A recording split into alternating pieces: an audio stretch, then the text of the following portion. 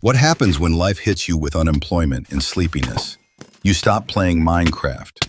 Ah, that's right. I haven't played Minecraft for over 3 months because I've been busy and also just really out of it. In the past 5 days, I've consumed over 10 shots of coffee, so I'm a bit concerned whether I'll still be alive after this. If my math is correct, it should actually be 16 shots in the past 5 days. My heartbeat definitely feels a lot faster, and I feel like absolute shit. But hey, one thing I've learned, I make a good iced latte. I'm going to continue with last episode's story, which is called I Was a Social Experiment. Now that was me talking about my first-time job interviews, but there's actually a lot more to the story, specifically the second job interview. Remember how I said they called me in and asked me to do a whole bunch of socializing tasks? That was actually the second part of the interview. The first part was a normal one. They met me in their office, like a regular interview. And then I got accepted for the second round, which is where they made me do all that weird shit I talked about in that episode. But here's another crazier part of the story, okay? So the first part of the interview, the same corporate job, I was still in school. This was a normal school day, and I had to go into the city for the interview. Like I said, it was a high-paying job, so I really wanted to get it. And on this day, I didn't have anyone to take me. So I decided I'd book an Uber and ask my mom to call the school in advance to tell them I'd be leaving early and that she gave permission for me to go in an Uber. Of course, my mom forgot to call them. So I booked the Uber, paid quite a bit, reserved it for 1 p.m.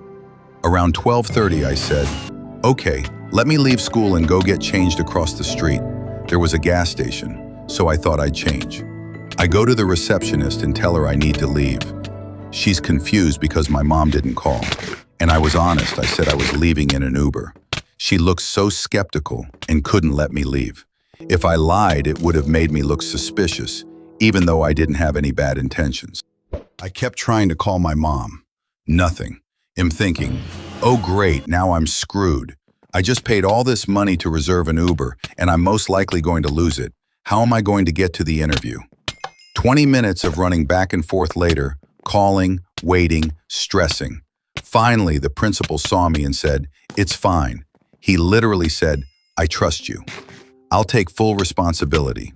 Thank God, honestly, he came in clutch as I lost hope and it was reaching 1 p.m. I was so annoyed as there were people up to way worse than me, and students like me would have to obey the rules. Of course, by then, all my time to get changed was gone. It was basically 1 p.m. already. So I left school, got in the Uber, and headed there. I was a bit early. I had about half an hour to kill. And since I couldn't go in my school uniform, I needed to find a place to change. I walked around and tried a few businesses, but they were all locked. It was hot. I was starting to sweat and honestly was so tired by this point. Then I saw this little studio. I think it was a photo studio or something, and I went in and saw they had a bathroom. I asked if I could just use the bathroom to change for a job interview up the road. I even gave the business name. And these two guys looked at me like I asked them for $1 million. They were so weirded out, saying they've never had someone ask that. It's really weird, blah, blah, blah.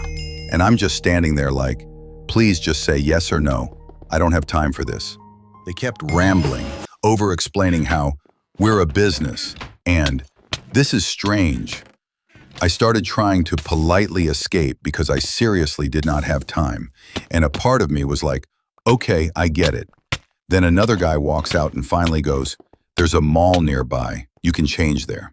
Finally, some useful information. For the record, I still don't see anything wrong with what I did. When I told someone later, they laughed at me like, "Why would you just walk in?" So I went to the mall, changed, then went to the first part of the interview. I remember I was so sweaty, tired, and out of breath. I just wanted to leave at that point. They accepted me for the second part, which I talked about in the other episode. After that whole thing, I was absolutely starving. I had to get there around 7 a.m., and by the time I was done, it was close to 11. So I decided, you know what? I'm going to treat myself to some food in the city. I was starving, so the first place I saw that looked decent, I went in. I ordered a burrito and an iced coffee.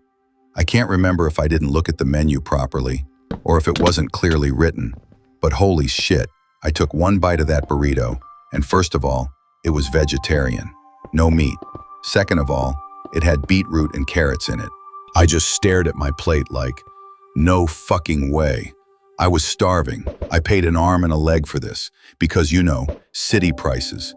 Thanks for watching this video. Subscribe and leave a like. I'll see you next time.